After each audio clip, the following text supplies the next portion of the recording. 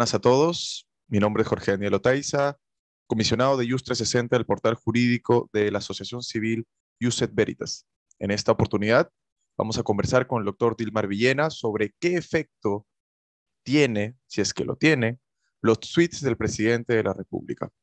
El doctor Villena es abogado con mención sobresaliente por la Pontificia Universidad Católica del Perú, asimismo especializado en Derecho Constitucional y en libertades y derechos en entornos digitales. Por lo tanto, actualmente funge como director legal de Hiperderecho, una asociación civil peruana sin fines de lucro dedicada a investigar, facilitar el entendimiento público y promover el respeto de los derechos y libertades en el mundo digital. Muchas gracias por su presencia, doctor Villena. Muchas gracias, Jorge, por la invitación y muchas gracias al portal IUS 360 para un poco conversar y compartir sobre estas temáticas tan interesantes. A usted, doctor. Para iniciar, quisiera preguntarle de una forma general, antes de pasar a la figura presidencial o a los funcionarios públicos en general, quisiera preguntarle si actualmente en el sistema jurídico peruano existe alguna normativa que regule o que de alguna forma fiscalice el uso de redes sociales en, por ejemplo, en este caso Twitter, ¿no? Podríamos quizás hablar de propiedad intelectual, de derechos de autor, o se trata más bien de un vacío o una nebulosa legal aún en el sistema peruano. De hecho, digamos, contar con una normativa a nivel general específica sobre el tema de uso de redes sociales, tal así como un reglamento o alguna disposición normativa, como una ley que abarque la totalidad del Estado peruano, no se tiene, ¿no? Y menos de Twitter. Lo que sí que suele haber, digamos, por instituciones suelen sacar directivas, ¿no? Existen directivas emitidas, que sé, por el Ministerio de Economía, otras directivas también emitidas por otros organismos del Estado que regulan dentro de la entidad cómo es que se debe dar el uso de redes sociales. Entonces, para responderle en breve, a nivel general, que regule toda la utilización de redes sociales y cómo es que los funcionarios públicos deben de tenerlo, como tal no existe, ¿no? Está un poco más bien dejado a las directivas particulares que emita cada organización. Entonces se podría decir, como acabo de mencionar, que al haber cierto vacío o cierta nebulosa legal en ese sentido, aún está en discusión, ¿no? Por ejemplo, la publicación de tweets de parte de figuras públicas o de autoridades como el presidente de la República, o existe quizás jurisprudencia o al menos doctrina en el sistema peruano que aborde esta controversia.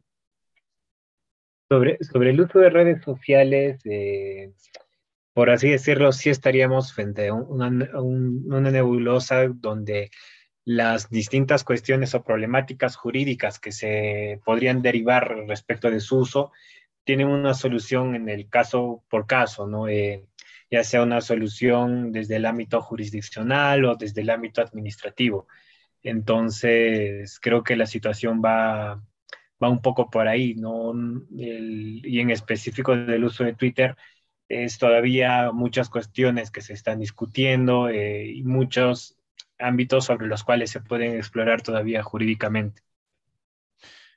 En el caso de Twitter, que digamos es la red más política, ¿no? La que suelen utilizarse para emitir comunicados oficiales e incluso transmitir contenido oficial de los ministerios, por ejemplo, de la Presidencia de la República.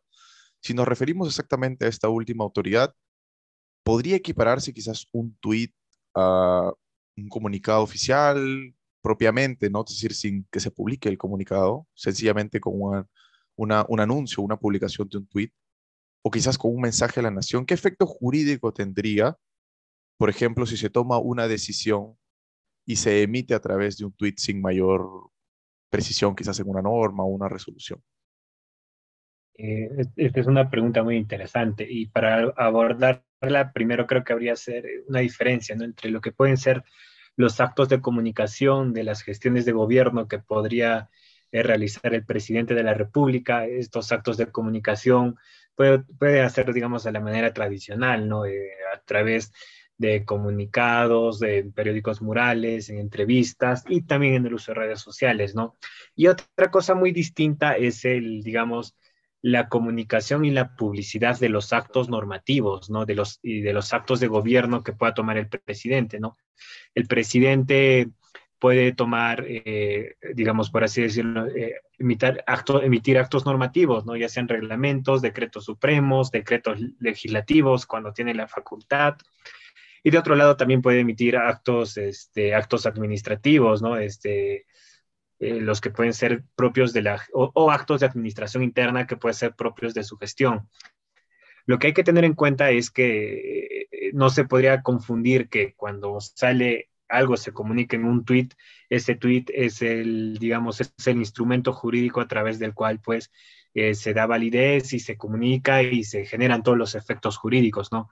Cuando estamos hablando de todas las gestiones de gobierno que puede hacer un presidente de la República, aquellas que no son comunicaciones o declaraciones políticas que puede tener un presidente, aquellas que efectivamente implican actos normativos, estas para que tengan plena eficacia, requieren ser publicadas, ¿no? Requieren ser publicadas en el diario oficial del peruano y de acuerdo a cómo establece la normativa, ¿no? Entonces, por eso creería yo que cuando hablamos digamos, de los tweets del presidente, puede haber un tweet que comunique, ¿no?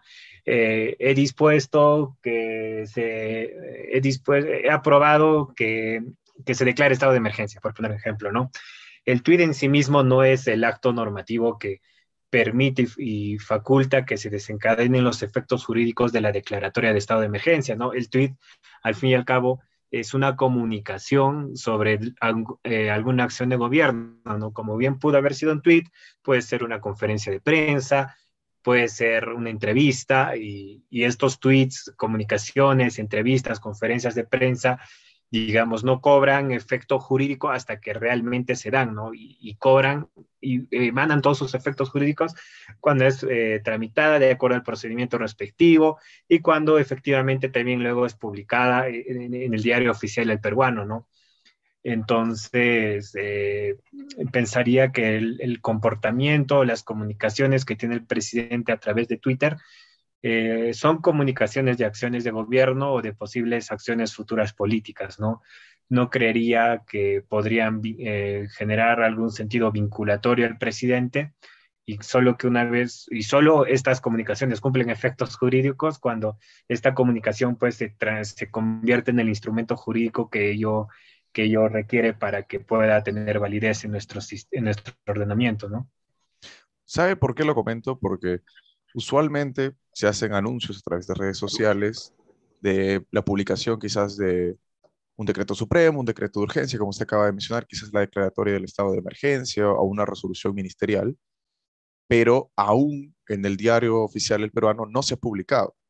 Entonces, un ciudadano común, quizás que no tiene la suficiente formación jurídica, piensa que ya entró en vigencia esa norma, pero desde el tweet o desde el anuncio hasta su publicación pasan quizás 4 días, hasta una semana, y incluso autoridades, digamos, de menor jerarquía, piensan que ya se promulgó, entonces a veces hay cierto desconcierto. Entonces es bastante positiva que se haga esa aclaración, precisamente para que el ciudadano de a pie ya no tenga confusión, por ejemplo, en cuándo entró en vigencia tal o cual norma. Si continuamos en esa línea, quisiera mencionarle si es que quizás tiene algún efecto, si no jurídico, sobre la figura presidencial o cualquier autoridad pública de emitir un tuit, por ejemplo, y luego borrarlo. Quisiera ponerle de ejemplo el reciente caso del presidente Castillo, que, si mal no recuerdo, publicó un tuit respecto al aumento del aforo para el partido, el último que tuvo la selección peruana de fútbol, que fue contra Colombia, como si hubiese sido un acto político el aumentar el aforo precisamente para que haya una mayor hinchada en el estadio, y finalmente se borró, como si tuviese un fundamento político la publicación de esta norma que amplió el aforo en lugar de una justificación sanitaria. Esto se mencionó, por ejemplo, en un episodio del programa La Encerrona, y precisamente a partir de ello surge esta duda, si es que el presidente puede emitir, al ser una autoridad, emitir tweets que son, que es información pública, ¿no? Que debería ser información quizás a acceso del ciudadano de pie, y después borrarla y desconocer quizás el contenido. No sé si podría darnos su Es, opinión al respecto. Sí, Sí, ese es un tema muy interesante y con cargo a seguir conversando sobre si es información pública o no. Yo creería que nuevamente las declaraciones que pueda tener, digamos, en este caso el presidente, ¿no? Como jefe de gobierno, eh, son como las comunicaciones que habría que hacerlo como lo hubiera hecho una rueda de prensa, no habría que pensar. Está el presidente saliendo de un evento político y se le acerca, y ¿qué opina del aforo? Vamos a aumentar el 70%. Y de repente a la media hora sale a decir, no, no, no, ya no se va a hacer y se desdice, ¿no? Entonces, un poco lo que hay que tomar en cuenta es que, y acá sí, quienes tenemos formación jurídica, es un poco diferenciar los planos, ¿no? De que las declaraciones o las intenciones políticas que puede tener, en este caso, el presidente, como también podría tenerlo algún congresista o alguna otra persona que tenga capacidad y potestad normativa, de que efectivamente se publique la norma. Entonces, pero eso respecto a actos de gobierno, ¿no? Pero hay otro punto que sí es interesante y creo que acá, por ejemplo, quienes son especialistas en derecho internacional podrían rebuscar un poco más y tener conversaciones más interesantes, es que, por ejemplo, las declaraciones de los jefes de Estado en materia internacional sí pueden tener cierta vinculación con el Estado, ¿no? Imaginemos, ¿no? Hace unas semanas, ¿no? Hubo esta polémica en la entrevista, ¿no? De que el presidente dijo de que se estaba discutiendo dar el acceso al mar al país de Bolivia.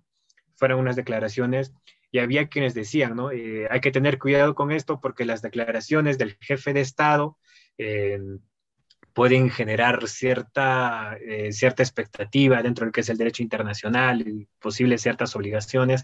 Sobre este tema exacto no sabría decirte, no soy internacionalista, pero esto también podría analizarse en el ámbito de Twitter, ¿no? Las declaraciones y el comportamiento que podría tener el jefe de Estado o un Ministerio de Relaciones Exteriores a través de sus comunicaciones públicas, como que son Twitter.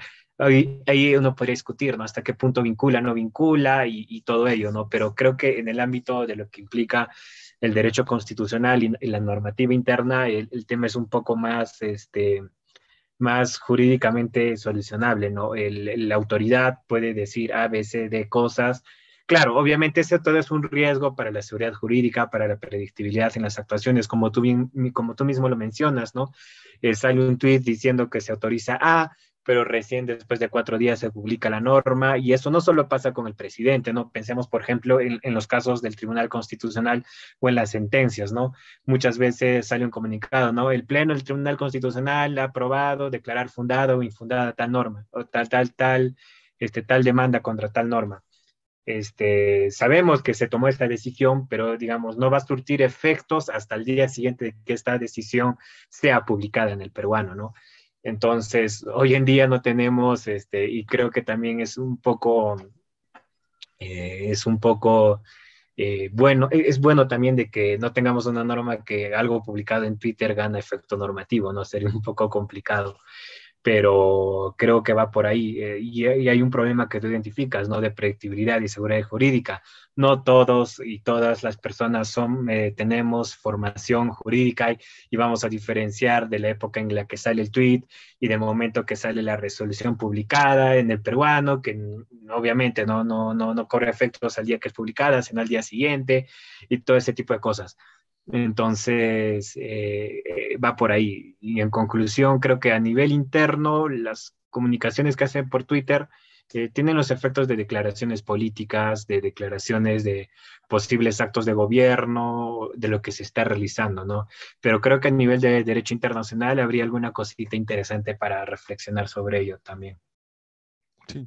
Son muy interesantes sus apreciaciones al respecto, doctor. Quería comentarle que, por ejemplo, una conferencia de prensa, ¿no? Es muy difícil de desdecir o de negar el contenido emitido, ¿no? Como una entrevista, pero un tweet o un post en Facebook, en Instagram, se puede eliminar.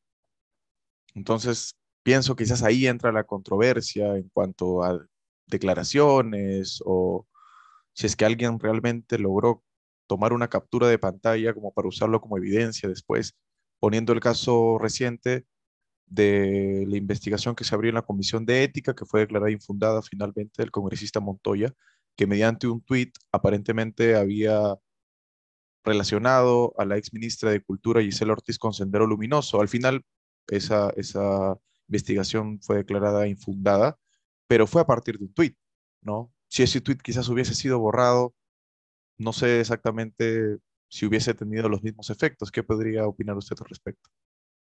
Claro, ahí un poco hay que diferenciar nuevamente los planos, ¿no? Una cosa son las comunicaciones políticas o las actuaciones, ya sean políticas, incluso civiles, que se puedan tomar a través de Twitter, y otra cosa son, digamos, que estas acciones hechas a través de Twitter puedan tener o no consecuencias jurídicas, ¿no? Por así decirlo. Si yo ahora mismo entro a Twitter y publico algo que sea difamatorio o que constituya delito de acoso o cualquiera de esas cosas, esa acción mía va a tener efectos jurídicos, ¿no? Porque va a entrar dentro de un hecho punible o lo que sea.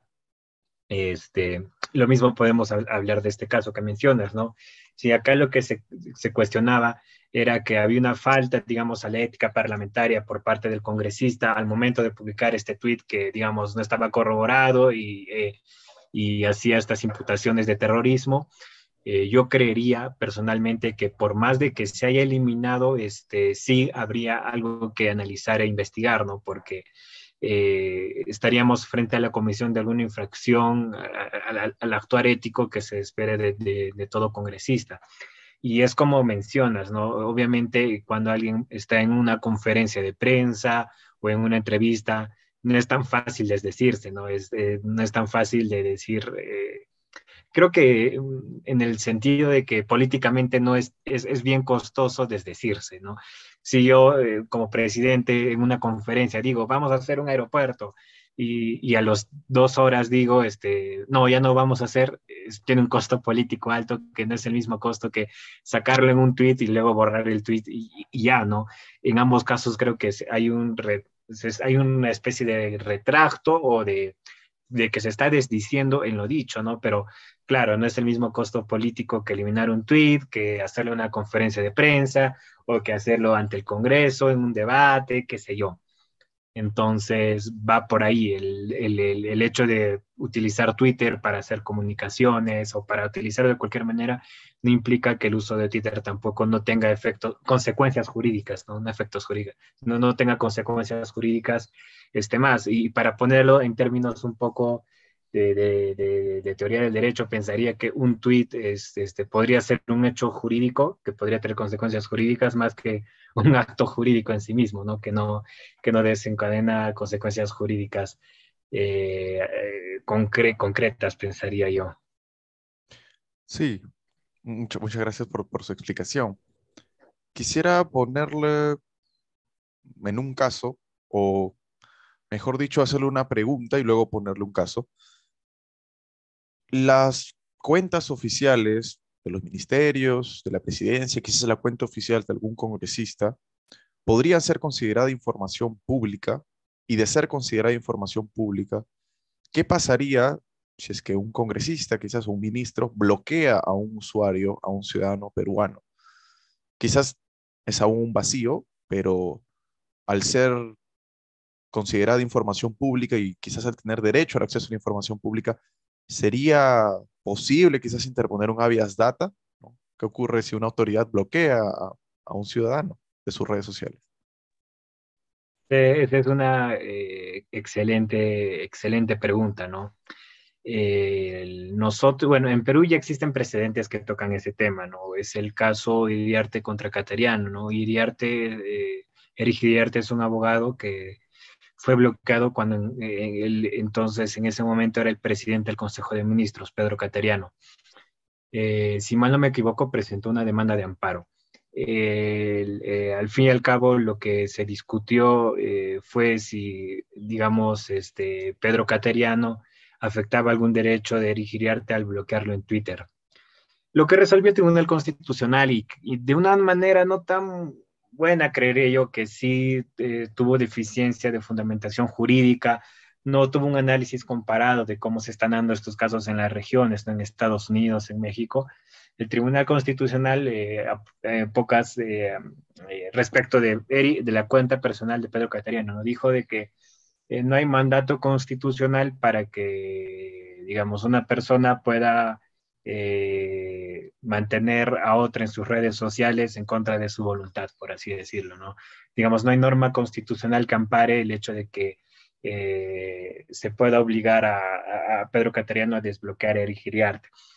Existe este caso, pero yo creo que al abordar esta problemática se tiene que hacer en varios ámbitos, ¿no? En un primer ámbito yo creo que es más solucionable, por ejemplo, las cuentas institucionales, ¿no? Ya sea la constitucional, pensamos de la presidencia del Consejo de Ministros, de la presidencia de la República, del Congreso de la República, qué sé yo. Yo creo ahí que la respuesta es un poco más sencilla, ¿no? Estas cuentas institucionales, digamos, justamente están creadas para transmitir y comunicar información pública, por lo tanto, el aceptar que un bloqueo en Twitter sea una medida razonable y proporcional es un poco más complicado, ¿no? Porque al fin y al cabo tú estás comunicando acciones institucionales. El tema se complica más cuando hablamos, por ejemplo, de personas, de funcionarios públicos que, digamos, utilizan sus cuentas de Twitter personales,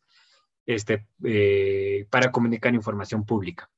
¿Y por qué es importante diferenciar ello? Porque cuando nosotros abordamos esta problemática, tenemos que tener en cuenta que un alto funcionario público, digamos, por así decirlo, cuando accede a la función pública, ya sea congresista, un presidente, un ministro, qué sé yo, tiene sus cuentas en redes sociales personales. Ahora, lo que justamente en doctrina actual, lo que un poco se analiza es, tú esta cuenta personal que tú tienes, ahora que eres un funcionario público, ¿qué uso le estás dando? ¿Le estás dando un uso privado? Por ejemplo, ¿no? Tú estás utilizando tus cuentas en redes sociales para, no sé, para comunicar información familiar, personal, de tu gatito, tus opiniones sobre Spider-Man, el multiverso. ¿Le estás dando, por así decirlo, un uso personal o tú esta cuenta personal que la tenías al momento de acceder a la función pública, le estás dando un uso público? Por ejemplo, estás utilizándola para comunicar actos de gobierno, para comunicar acciones de tu cartera ministerial, para comunicar tu agenda, para hacer comunicaciones y diálogos de interés público. ¿Para qué estás utilizando tú tu cuenta, por así decirlo, personal? Si es que, digamos, tú eres una persona que, por ejemplo, yo tengo mi cuenta personal en Twitter y, no sé, también quienes puedan tenerla, mañana más tarde acceden a un cargo público, ¿no? Si tú la estás utilizando meramente como cuenta personal, ahí no hay un interés público detrás necesariamente dentro de tu cuenta, ¿no? Tú lo estás utilizando para fines personales, tú usas para comunicación de temas estrictamente privados y a nadie le debe interesar qué opinas sobre Spider-Man, ¿no?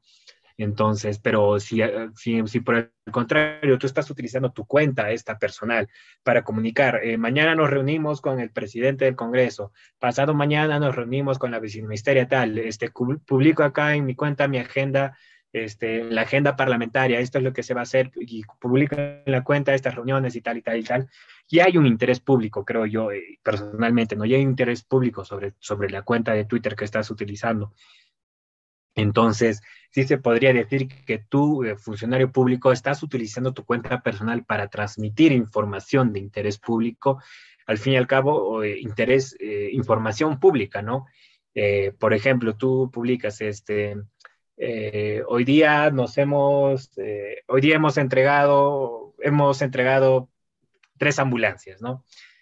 Ahí hay información pública porque, bueno, de acuerdo a la ley también se entiende que información pública es toda información generada por una entidad pública, ¿no?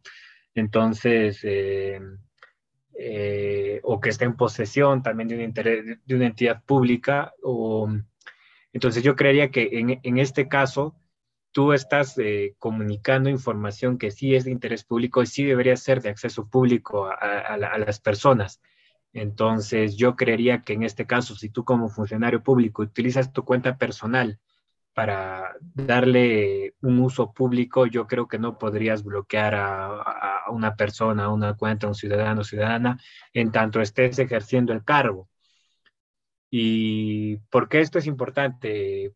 y también creo que es interesante tomar en cuenta, ¿no? Quienes usamos Twitter sabemos que de repente, pues cualquiera dice, no, mira, ves que yo soy un funcionario y tengo un troll que todos los días me molesta, me escribe, no me deja, me está insultando y pues yo no quiero pues que está ahí malográndome el día, ¿no? Y bueno, tú eres funcionario público, hay medidas menos lesivas, ¿no? Por ejemplo, no lo bloquees, siléncialo. Tú no ves sus conversaciones, que el pata se pelee solito, pero no le impides acceder a esta información de interés público que tú estás transmitiendo a través de tu cuenta de Twitter.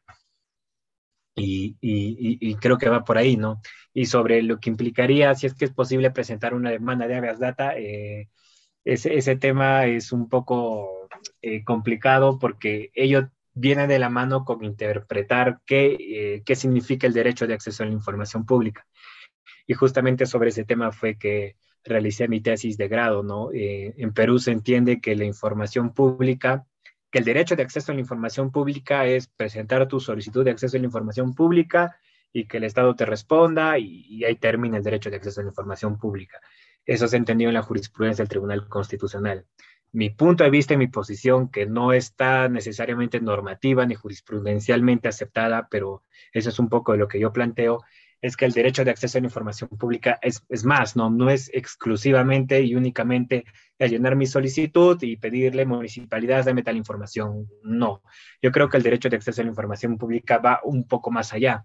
Y dentro de estos contenidos que tendría el derecho de acceso a la información pública, justamente está la posibilidad de que puedas acceder en condiciones de igualdad y no ser arbitrariamente impedido de acceder a información institucional que esté en redes sociales, ¿no? En redes sociales, ya sea institucionales, porque y ahí hay un caso interesante, ¿no? La Municipalidad de Lima, la cuenta institucional de la Municipalidad de Lima tenía bloqueada a mucha gente.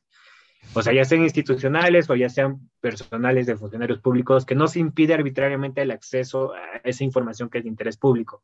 Entonces, si dimensionamos el derecho de acceso a la información pública de esta manera, yo creería de que podrías intentar el habeas data porque el proceso de habeas data justamente tutela el artículo 2, numeral 5 de la Constitución, que es el derecho de acceso a la información pública. Ahora, es antes respondernos qué entiendes tú por derecho de acceso a la información pública, cuál es el contenido. En resumidas cuentas, para el Tribunal Constitucional es tu solicitud, tu papelito y que te respondan. Yo creo que es mucho más y dentro de ese mucho más está justamente lo que estamos discutiendo ahora. Es interesante porque usualmente los funcionarios públicos, bueno, hasta ahora, utilizan más sus cuentas personales, sobre todo de Twitter, que es la más política, ¿no? Para emitir actos de gobierno, quizás transmitir información pública, ¿no? Digamos que hasta ahora, hablo también desde mi experiencia personal, es difícil encontrar una cuenta en Twitter que no vaya de la mano bien con una opinión política o si es de un funcionario también con información pública. Asimismo, si mal no recuerdo, en el caso de Cateriano, como usted ha mencionado, se interpuso una demanda de amparo, ¿no? Y no una demanda de habeas data, ¿no? Precisamente quizás ahí está el hincapié que usted acaba de realizar. Para finalizar esta entrevista, quisiera ponerle el caso de Donald Trump, que fue censurado eventualmente de Twitter debido a sus declaraciones y sus tweets, ¿no? Y la controversia que estos podrían causar, a pesar de ser un jefe de gobierno, en ese caso de los Estados Unidos. Estas redes sociales, incluso al tratarse de autoridades de tan alto rango, mantienen aparentemente su autonomía como empresa. ¿O existe algún ejemplo, alguna sentencia, quizás jurisprudencia internacional, que impida, por ejemplo, que una red social pueda censurar cuentas de funcionarios públicos precisamente en favor de el acceso a la información pública de los ciudadanos o de los usuarios en este caso? Bueno, el caso Trump que mencionas es que tiene un caso complejo, que tiene muchas aristas, ¿no? Una de ellas es la que mencionas en el sentido de que es, digamos, Twitter como empresa está, por así decirlo, baneando, está cancelando una cuenta de un funcionario público, ¿no? De un alto funcionario público y de repente el funcionario público más poderoso del mundo, ¿no? Entonces, Y de otro lado está el tema de que Twitter como empresa te dice, mira, si tú quieres utilizar mi plataforma, estos son mis términos y condiciones. Tú cúmplelos. Una vez, si es que no los cumplas, yo te voy a retirar, ya sea voy a suspender tu cuenta, voy a eliminar tus mensajes o voy a eliminar tu cuenta directamente. Y acá entramos a un ámbito de discusión sobre todavía una discusión incipiente que todavía es muy interesante, ¿no? Por ejemplo, si estos espacios privados que son al fin y al cabo Twitter y muchos ámbitos de Internet, si no es que han ido ganando cierta publicación, por así decirlo, ¿no? Si no es que no han escapado del mero y exclusivo control de las empresas, ya sea de Twitter, de Facebook, qué sé yo, o han entrado al espacio público donde la empresa ya no es tan libre de maniobrar como desee, sino que tiene que responder a ciertas cuestiones de interés público, como podría ser en este caso las comunicaciones que se puedan dar en este espacio político, ¿no?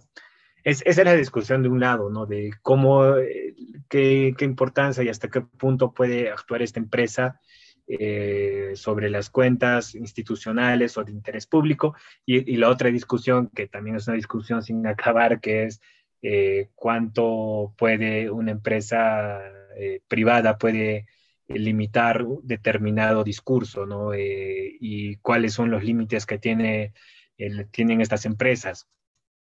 Estas cuestiones se abordan y se justifican y se resuelven de acuerdo a las tradiciones jurídicas, ¿no? En Estados Unidos se ha intentado discutir mucho el hecho de que se pueda, pues, la libertad que tienen las empresas, ¿no? Las grandes empresas, ya sea Meta, ya sea ahora Twitter, ¿no? Meta, ex Facebook, al momento de restringir la libertad de expresión. Y la doctrina anglosajona de Estados Unidos, pues es más, un poco más da preferencia siempre a la libertad, ¿no? En este caso, a la libertad contractual, de decir, mira, si la empresa ha dicho que es así, pues ya no me meto, no hay materia constitucional relevante aquí. Sin embargo, en países de tradición europeo continental o de la tradición latinoamericana como la nuestra, no es la discusión tan fácil, ¿no? Porque la libertad de expresión no es un derecho que únicamente se invoca al Estado, ¿no? Bajo la teoría de la eficacia horizontal de los derechos fundamentales, la libertad de expresión también se puede invocar hacia privados. Y bajo esta lógica, mi libertad de expresión también me la podría afectar un privado, en este caso me la podría afectar Facebook. Por eso es que tampoco es tan descabellado cuando escuchamos hace algunas semanas que un juzgado en el norte había citado a Mark Zuckerberg porque le habían puesto una demanda de amparo y que, pues, por vulnerar su libertad de expresión. Pero si te pones a pensar, lo cierto es que tan loco no es, ¿no? Porque al fin y al cabo nuestro sistema jurídico protege nuestros derechos fundamentales, en este caso la libertad de expresión, ya sea ante el Estado o ante privados, donde sea que se encuentre. Y si tú estás demandando a Facebook, a quien van a correr traslado es al gerente, digamos, al CEO, en este caso Mark Zuckerberg, o a su representante legal. Lo más probable es que mande a alguien y para saberlo, ¿no? Facebook tampoco ha sido, no es nueva, no es que nunca se haya emplazado en la historia peruana, ¿no? A Facebook lo emplazaron hace ya varios años también y mandó un abogado en su representación. Eso le quería Entonces, preguntar precisamente, ¿no? ¿Sí hubo respuesta de parte de Facebook? Bueno, Meta.